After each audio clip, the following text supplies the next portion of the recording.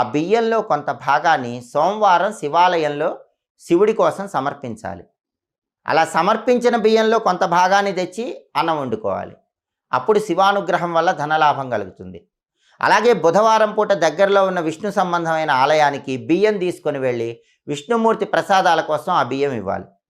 అందులో కొంత బియ్యాన్ని ప్రసాదంగా మీరు ఇంటికి తెచ్చుకొని ఆ బియ్యంతో వంట చేసుకొని తినాలి. ఇలా సోమవారం రోజు శివాలయంలో బియ్యం ఇచ్చి కొంత బియ్యం తెచ్చుకొని వండుకొని తింటాం.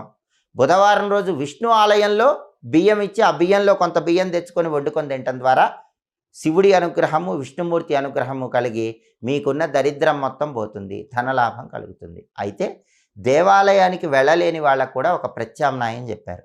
ఆ ప్రత్యామ్నాయం ఏంటంటే, ఒక పిడికెడు బియ్యం తీసుకొని వాటిని పసుపు రంగు వస్త్రంలో మూటగట్టి మీ ఇంట్లో పూజ గదిలో ఉంచండి.